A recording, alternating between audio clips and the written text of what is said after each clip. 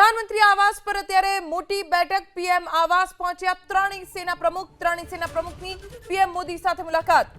પ્રધાનમંત્રી આવાસ ખાતે મહત્વની બેઠક, ખૂબ જ મહત્વની સીઝ ફાયર પછીની આ પહેલી બેઠક। પ્રધાનમંત્રી આવાસ પહોંચ્યા છે સેનાના ત્રણેય પાંખના પ્રમુખો, ત્રણેય સેના પ્રમુખોની પ્રધાનમંત્રી નરેન્દ્ર મોદી સાથે મુલાકાત।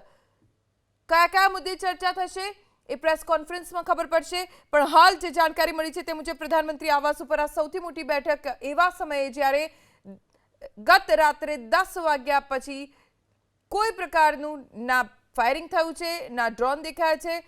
પ્રધાનમંત્રી આવાસ ઉપર આ બેઠકમાં રક્ષામંત્રી રાજનાથ સિંહ પણ ઉપસ્થિત, ત્રણેય સેના પ્રમુખ પ્રધાનમંત્રી નરેન્દ્ર મોદી સાથે બેઠકમાં ચર્ચા કરશે। હાલની જે સ્થિતિ છે તેને લઈને પ્રધાનમંત્રીને જાણકારી આપી શકે છે। सीडीएस अनिल चौहान प्रधानमंत्री नरेंद्र मोदी ने મળવા માટે પહોંચ્યા છે। રક્ષામંત્રી રાજનાથ સિંહ પણ બેઠકમાં હાજર છે। ગઈકાલે શસ્ત્ર વિરામ બાદ આજે મહત્વની બેઠક પીએમ આવાસ, ત્રણેય સેના પ્રમુખો પહોંચ્યા છે, રક્ષામંત્રી રાજનાથ સિંહ પણ પહોંચ્યા છે, सीडीएस અનિલ ચૌહાણ પણ બેઠકમાં હાજર છે। અને અત્યારની શું સ્થિતિ છે ભારત પાકિસ્તાનના તણાવ વચ્ચે, હવે સીઝ ફાયર થઈ ગયું છે ત્યારે શું સ્થિતિ અત્યારે સર્જાઈ છે? પાકિસ્તાન તરફથી હજી સુધી કોઈ ફાયરિંગ, ના કોઈ ડ્રોન દેખાયા છે, જેને લઈને પણ પ્રધાનમંત્રીને અવગત કરવામાં આવી શકે છે। પણ મહત્વની આ બેઠક, सीडीएस પણ આ બેઠકમાં હાજર છે, રક્ષામંત્રી આ બેઠકમાં હાજર છે, સેનાની ત્રણેય પાંખના પ્રમુખો આ બેઠકમાં હાજર છે અને પ્રધાનમંત્રીને કદાચ બ્રીફિંગ કરવામાં આવ્યું હોઈ શકે છે કે હાલની સ્થિતિ શું છે દેશની, અત્યાર સુધીમાં ક્યાં ક્યાં કેટલું નુકસાન થયું છે તેની પણ કદાચ જાણકારી પ્રધાનમંત્રીને આપવામાં આવી શકે છે। ગઈકાલે સીઝ ફાયર થયું ત્યારબાદની આ પહેલી બેઠક, થોડી વારમાં જ રક્ષા મંત્રાલય પ્રેસ કોન્ફરન્સ પણ કરવાનું છે।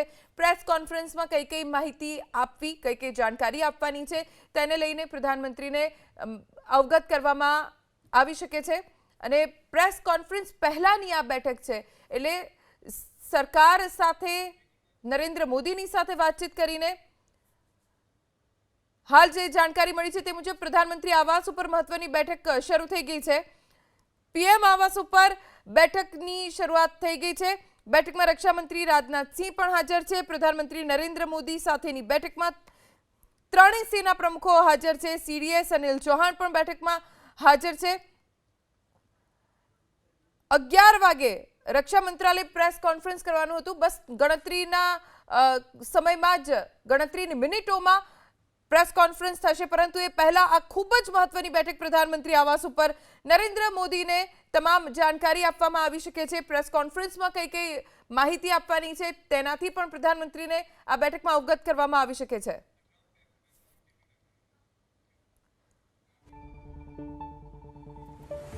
તો શસ્ત્ર વિરામ પર અમેરિકાના રાષ્ટ્રપતિની પોસ્ટ, સીઝ ફાયર પર અમેરિકાના રાષ્ટ્રપતિ ડોનાલ્ડ ટ્રમ્પે સોશિયલ મીડિયામાં પોસ્ટ કરી છે।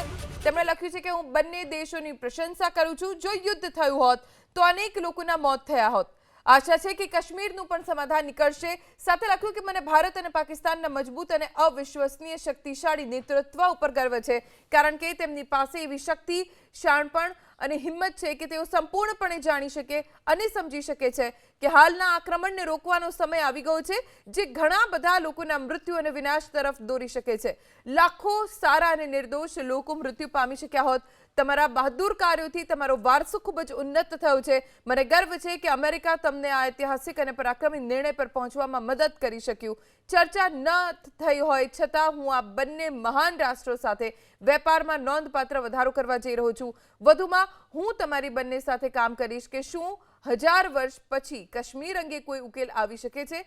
ભગવાન ભારત અને પાકિસ્તાનના નેતૃત્વને સારી રીતે કરવામાં આવેલા કામ પર આશીર્વાદ આપે।